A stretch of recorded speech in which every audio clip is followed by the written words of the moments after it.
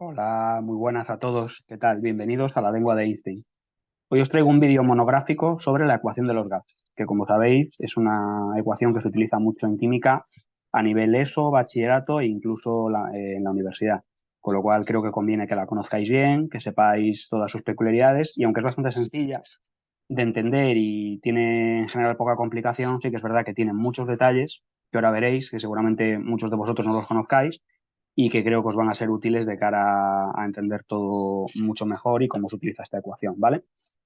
Bueno, entonces, ¿qué es un gas ideal? Lo primero, porque claro, fijaos que no decimos ecuación de los gases a secas, decimos ecuación de los gases ideales.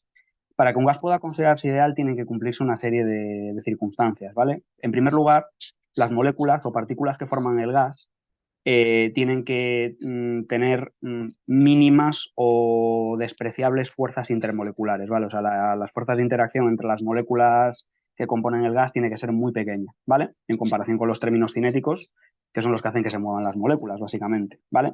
La siguiente circunstancia que se tiene que cumplir es que estas moléculas de los gases tienen que ser muy chiquititas en comparación con el volumen del recipiente que los contiene. Es decir, vamos a asumir que son puntos matemáticos, es decir, que las partículas son infinitamente pequeñas, básicamente, ¿vale? Lo siguiente que tiene que ocurrir es que los choques entre las partículas tienen que ser elásticos, es decir, no hay pérdida de energía cuando una molécula del gas choca con otra o choca contra la pared del recipiente que lo contiene, ¿vale?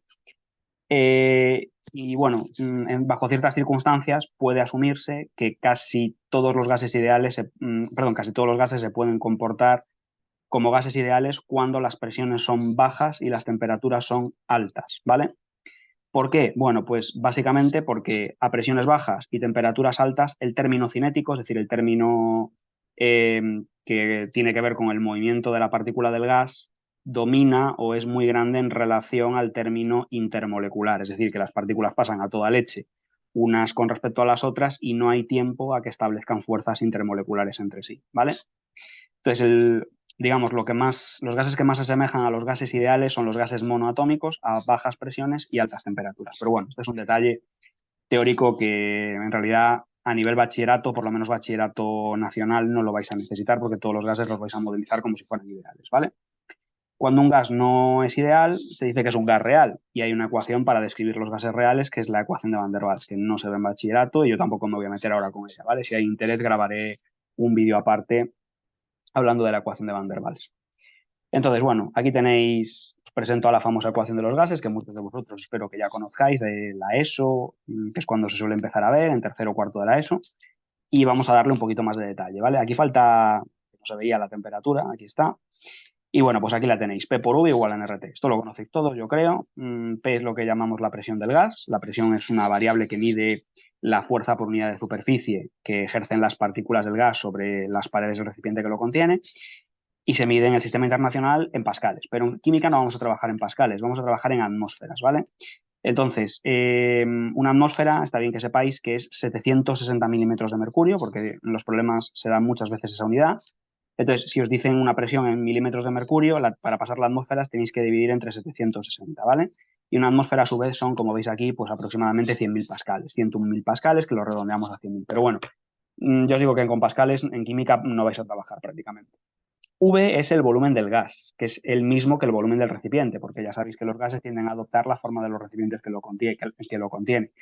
Entonces, este volumen, eso sí, hay que medirlo en litros, importante, en litros o en decímetros cúbicos. Porque os digo que con esta ecuación no trabajamos en el sistema internacional, salvo los del bachillerato internacional, que ya grabaré un vídeo aparte con cómo tenéis que trabajar con ella, ¿vale? La N es el número de moles del gas. Si digamos, la cantidad de gas nos la dan en gramos, nos la dan en otra unidad, tendremos que pasarla a moles. Grabaré un vídeo explicando cómo se hace la conversión masa-mol, mol-molécula, todas esas cosas, pero bueno, por ahora entended que esta N es el número de moles del gas, ¿vale? R es una constante que se llama constante universal de los gases, como bien dice la palabra, es universal, no cambia, por tanto, y tiene este valor, 0,082 atmósferas por litro partido por mol y Kelvin. Sí, son unas unidades mazo raras, ya lo sé. Y en los problemas os la darán, ¿vale? Si tenéis algún profesor flipado que os la manda a aprender, pues nada, aprendeosla, pero vamos, que es un dato que en principio debería darse en el enunciado, ¿vale? Y T es la temperatura del gas, que se mide en Kelvin, ¿vale?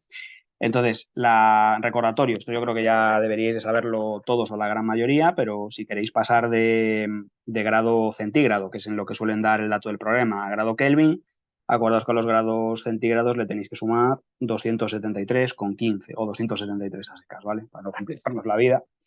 Y bueno, pues esta es la ecuación, importantísima, conviene que la conozcáis. Y ya os digo, vamos a ver una serie de curiosidades que yo creo que ya algunos de vosotros no conoceréis, ¿vale?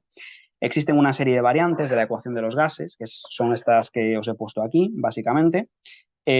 Por una parte, y además no son nada difíciles de demostrar, os voy a hacer un pequeño desarrollo para que veáis de dónde salen.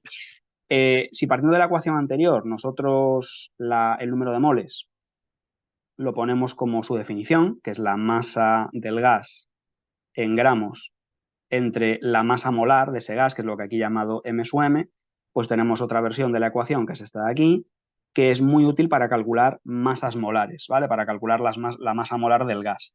Y de hecho se utiliza muchísimo en los problemas de composición centesimal de fórmula molecular y empírica, que son más bien de primero de bachillerato, ¿vale? Entonces, si estáis en segundo de bachillerato, en cuarto de la ESO, esto que os dé un poco igual, pero bueno, que estéis alerta, ¿vale? Para que lo conozcáis. Yo os digo, aquí MM es la masa molar del gas y se mediría en gramo partido por mol, ¿vale? Y por otra parte, fijaos que si además pasamos el volumen dividiendo al lado derecho, quedaría lo siguiente, quedaría que la presión es igual a M por R por T partido por la masa molar y por el volumen, ¿vale? Partiendo de la ecuación anterior. Y claro, fijaos, el cociente masa por volumen tiene un significado muy concreto en física que es la densidad, ¿vale? Es la densidad del gas que se mediría en gramos partido por litro, dando lugar a una tercera ecuación que es esta que os he puesto aquí. P por V igual a D por R por T entre la masa molar del gas. Aquí D, insisto, es la densidad del gas, ¿vale? Entonces, bueno, se utiliza también mucho en problemas de composición decimal, en problemas de equilibrio, cuando hay mezclas de gases, etcétera, ¿vale? Entonces, bueno, esto sí que no suele conocerlo todo el mundo, me dice la experiencia, entonces quería comentarlo, ¿vale? Más cositas, más curiosidades, más cosas que tenéis que conocer. Todos los gases ideales, por definición, y se ve de la propia ecuación, ocupan el mismo volumen si están en las mismas condiciones de presión y de temperatura. Fijaos que si en la ecuación de los gases despejáis V, despejáis el volumen, tendríamos lo siguiente, tendríamos que V es igual a, voy a ponerlo en negro para que se vea un poquito mejor, V es igual a N por R por T partido por P. Si nosotros fijamos la presión y fijamos la temperatura y fijamos el número de moles, por ejemplo, ponemos un mol como ejemplo, como R es constante, fijaos que cualquier gas, independientemente de que esté hecho ese gas, sea amoníaco, oxígeno, lo que sea, va a ocupar el mismo volumen en las mismas condiciones de presión y temperatura, ¿vale? En concreto, si aquí metéis un mol y metéis una temperatura de 273 Kelvin, es decir, 0 grados, y aquí metéis una presión de una atmósfera, obtenéis un volumen muy concreto que se llama volumen molar, que es 22,4, ¿vale? Esto es lo que dice la hipótesis de Avogadro, ¿vale? Avogadro fue el que dijo, el primero que se dio cuenta de que en los gases ideales, si fijábamos las condiciones de presión y temperatura, el volumen del gas era el mismo, ¿vale? Entonces, a estas condiciones, una atmósfera y 0 grados, se les llama condiciones normales en química, ¿vale? Y se utilizan muchísimo en los problemas y esto sí lo tenéis que saber, ¿ok? Entonces, todo gas, un mol de cualquier gas, el que sea, en condiciones normales, ocupa 22,4 litros, 22,4 decímetros cúbicos, ¿vale? Otra curiosidad, en el sistema internacional, esta constante R toma el valor 8,31 julios partido por mol y por Kelvin. Por raro que parezca, el producto atmósfera por litro es unidad de energía y en el sistema internacional, si lo ponemos así, es unidad de julio, ¿vale? Y una última cosa, que bueno, no se suele utilizar mucho, pero que lo sepáis, aprovecho para meterlo aquí. Cuando tenemos una disolución para bajas concentraciones de soluto, resulta que el soluto ejerce una presión sobre el recipiente que lo contiene. Y esa presión viene dada también por una forma que recuerda a la ecuación de los gases, ¿vale? A esa presión se le llama presión osmótica y tiene, ya os digo, la misma estructura que la ecuación de los gases. Lo único que en vez de llamarle P a la presión se le suele llamar pi, pero bueno, da igual, es lo mismo, ¿vale? Entonces, aplicaría las mismas reglas, pi sería la presión, V sería el volumen del recipiente, pero en este caso de una disolución, de un líquido, N sería el número de moles del soluto de la disolución, que haría la función del gas, del soluto, digamos, R es la constante de los gases y T es la temperatura en Kelvin, ¿vale?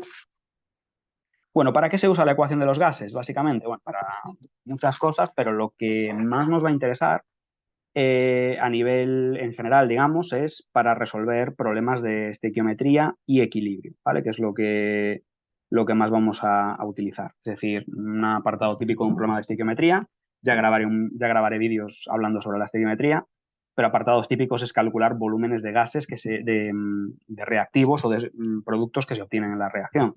Entonces, bueno, hay que utilizar esta ecuación, paso previo a calcular los moles del gas, ¿vale? Se calculan primero los moles del gas y luego se aplica esta ecuación para calcular el volumen del gas.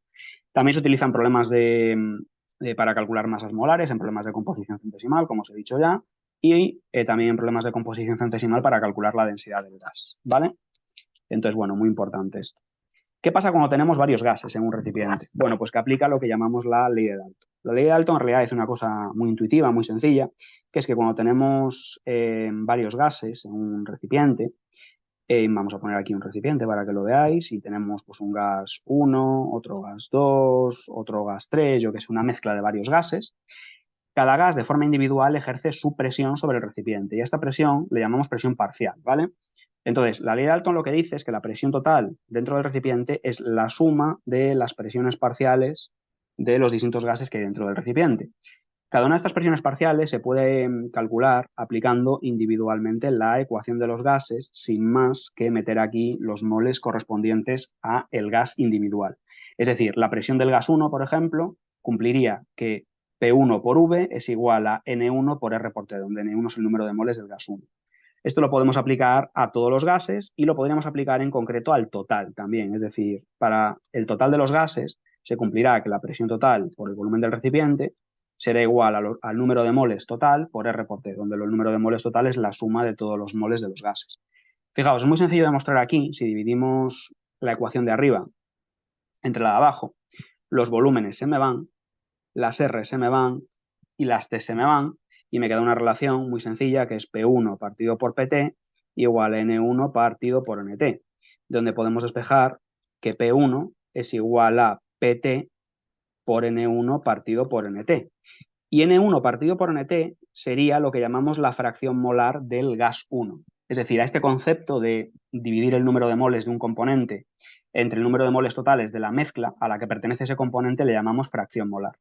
Entonces, la ley de Dalton lo que dice de manera, digamos, sofisticada, es que si yo quiero calcular la presión parcial, perdón, de cualquier componente, por supuesto lo puedo hacer a partir de la ecuación de los gases, como acabáis de ver, sin complicarme la vida, pero también lo puedo hacer de una forma un poquito más laboriosa, complicada, que es la que les suele gustar a los profes, ¿vale?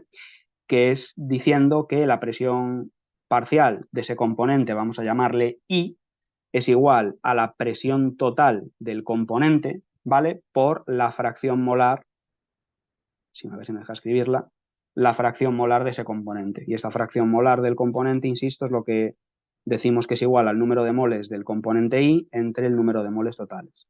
Esta sería la ley de Dalton expresada de manera condensada, ¿vale? Y por supuesto lo podéis aplicar a cualquiera de los gases, ¿vale? Bueno, vamos a ver ya, si os parece, ejemplos para que esto quede un poquito mejor asentado. Aquí os he elegido un primer ejemplo muy sencillito que dice, calcula el volumen que ocupan 32 gramos de metano en condiciones normales. Bueno, lo primero hay que saber que el metano es CH4. Grabaré también un vídeo hablando de la formulación, pero por supuesto, si no nos dan la fórmula, en química ya sabéis que es indispensable saber la fórmula del compuesto. Lo siguiente que tendríamos que hacer es calcular el número de moles de metano que hay en la muestra de gas metano. Entonces, para calcular el número de moles de metano, que le voy a llamar M, lo que se hace es dividir los gramos de metano entre la masa molar del metano. La masa molar del metano es la suma de las masas atómicas que intervienen en la fórmula del metano, ¿vale? Que sería en este caso pues 12 más 4 por 1, que sería 16 gramos. Es decir, un mol de metano pesa 16 gramos de metano, ¿vale? Si dividís 32 entre 16 da 2, ¿vale? Esto sería 2 moles de metano. Y ya por último, para calcularla, en este caso, el volumen, pues despejamos de la ecuación de los gases N por R por T partido por P, donde la N evidentemente son los moles de metano que acabamos de calcular. Deshacemos aquí 2 por la R, que es 0,082, que insisto, os la darán como dato en los problemas. Por la temperatura, como nos dicen condiciones normales, pues ya hemos dicho antes, que esto sí que tenéis que saber que condiciones normales es 273 Kelvin de temperatura y una atmósfera de presión. Entonces hacemos 2 por 0,082 por 273 y lo dividimos entre 1 da aproximadamente 44,8 y serían litros, ¿vale? Este es el volumen que ocupa ese gas metano en esas condiciones concretas de presión y de temperatura. Vamos a ver otro caso, otro ejemplo. Dice ahora, calcular la presión osmótica. Fijaos, aquí en este caso un ejemplo con presión osmótica, quería que tuvierais también uno. Calcular la presión osmótica que ejerce una disolución 0,5 molar, molar es molaridad, ya sabéis, es mol litro, de un soluto no volátil a 50 grados de temperatura. Bueno, pues la ecuación que regula la presión osmótica acabamos de decir que es la misma que la de los gases. Fijaos que si pasamos para el lado derecho el volumen dividiendo, nos quedaría esta expresión, nRT entre V, pero claro, N entre V, como la N de arriba son los moles de soluto, por definición los moles de soluto entre el volumen del recipiente es, bueno, entre el volumen de la disolución es la molaridad, ¿vale? Grabaré un vídeo hablando de disoluciones también, pero bueno, ya sabéis que moles entre volumen, en el caso de las disoluciones, es molaridad. Por tanto, ya tenemos todo lo que necesitamos. La presión osmótica será la molaridad, que es 0,5, por R, que es 0,082, por la temperatura, que es 50 más 273, ¿vale? Esto le operamos, 0,5 por 0,082 por 50 más 273, queda 13,2 y sería pues atmósferas. Lo que estamos calculando en este caso es una presión y tiene que salir en atmósferas, ¿vale? 13,2 atmósferas. Siguiente supuesto que tengo por aquí. Calcular la masa molar de un gas sabiendo que una muestra de 20 gramos del mismo ocupa un volumen de 500 mililitros en condiciones estándar. Bueno, condiciones estándar ya no se utilizan, ¿vale? Pero básicamente son una atmósfera y 25 grados. Entonces, vamos a la otra ecuación, la que aparece la masa molar, que nos decía que P por V era igual a la masa en gramos por R por T partido por la masa molar y despejamos la masa molar, que será MRT partido por PV. La M en este caso pues son los 20 gramos, la R sería 0,082, la temperatura sería 25 más 273, que es 298, ¿vale? 298. La presión nos dice pues, la presión nos dice que es una atmósfera y el volumen son 0,5 litros, ¿vale? Cuidadito, los mililitros habría que pasarlos a litros, si os los dan así. Entonces 20 por 0,082 por 298 entre 0,5. Si lo operáis da 977,4 más o menos y serían gramos por mol, ¿vale? Porque lo que estamos calculando en este caso es una masa molar. Más ejemplos. Calcular la densidad del amoníaco gaseoso a 740 milímetros de mercurio y 27 grados de temperatura. Bueno, pues lo mismo. Aplicamos ahora la formulita correspondiente a la densidad. Acordaos, la formulita nos decía que la presión de un gas era la densidad del gas por R por T partido por la masa molar del gas.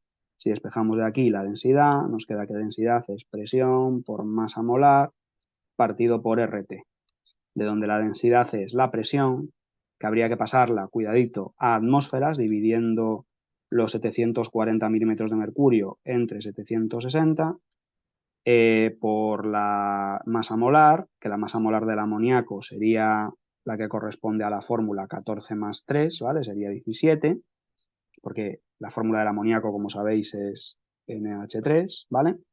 Entonces, presión por masa molar del amoníaco dividido entre la R, que es 0,082, y por la temperatura, hemos dicho 27 más 273, que son 300, ¿vale? Entonces operamos esto, 740 entre 760 por 17, entre 0,082 por 300, y da 0,67 gramos por litro, ¿vale? La densidad pues se mide en gramos litro. Y ya el último ejemplo que os quería comentar, que es con la ley de Dalton. Dice, calcular mediante la ley de Dalton la presión parcial de una mezcla de 51 gramos de amoníaco y 64 gramos de oxígeno. Nos falta aquí unas condiciones, ¿vale? Habría que decir a una temperatura y un volumen determinados. Me ha faltado aquí. Vamos a poner, por ejemplo, temperatura, yo qué sé, 25 grados. Y el volumen del recipiente vamos a poner que son 10 litros, si os parece, ¿vale? Entonces, bueno, ¿qué hay que hacer? Lo primero ya sabéis, calcular los moles de cada gas. calculamos los moles de amoníaco, para lo cual dividimos los 51 gramos de amoníaco. Un mol de amoníaco son 17 gramos de amoníaco. Si hacemos 51 entre 17, veréis que da 3. 3 mol de amoníaco. Y los moles de oxígeno, pues lo mismo, serían 64 gramos de oxígeno. Y por cada mol de O2 pesa 32 gramos de oxígeno. 64 entre 32 da 2. Vale, una vez tenemos los moles de cada gas, procedemos a calcular la presión total. Para calcular la presión total utilizamos la propia ecuación de los gases, ¿vale? Decimos, bueno, pues la presión total del recipiente será los moles totales por R por T partido por el volumen. Los moles totales son la suma, es decir, 5 por R, que es 0,082, por la temperatura, que sería 298, y partido por el volumen del recipiente, que es 10, ¿vale? Entonces, si operamos esto, 5 por 0,082 por 298 y entre 10 da 12,2 atmósferas. Esta sería la presión total. Y lo que tenemos que hacer, fijaos, sería aplicar ya la ecuación de Dalton. Voy a hacerlo por aquí arriba, si os parece. Vamos a borrar esto. Entonces, ya directamente, para calcular la presión parcial, por ejemplo, del amoníaco, lo que haríamos sería multiplicar la presión total, que es 12,2, por la fracción molar del amoníaco. La fracción molar del amoníaco sería la relación que hay entre los moles de amoníaco, es decir, 3 en el numerador, entre los moles totales de la mezcla, que serían 5. Es decir, habría que multiplicar 12,2 por 3 y dividirlo entre 5. Y da 7,33 atmósferas. Os dejo ya vosotros como ejercicio que lo hagáis para el oxígeno. Y aquí lo curioso, veréis que la presión que da es la que le falta a 7,33 hasta llegar a la total, que es 12,2, ¿vale? Si lo hacéis bien, debería daros pues 12,2 por 2 quintos en este caso, que sería 4,88, que si os fijáis es lo que le falta a 7,33 para llegar a 12,2, ¿vale? Bueno, pues eso ha sido todo. Espero que es un vídeo, al final es bastante denso, o sea, ya veis que tiene bastante chicha la ecuación de los gases, aunque parece inofensiva, pero tiene muchas cositas, muchas peculiaridades y nada, lo dicho. Espero que os haya ayudado. Si os gustan este tipo de vídeos y de contenido, hacedmelo saber en los comentarios y seguiré subiendo contenido de este estilo. Se aceptan, por supuesto, comentarios constructivos y nada, que si os gusta, nada más que deciros que le deis a la manita arriba y que os suscribáis al canal. Muchas gracias por vuestra atención, chicos. Un abrazo.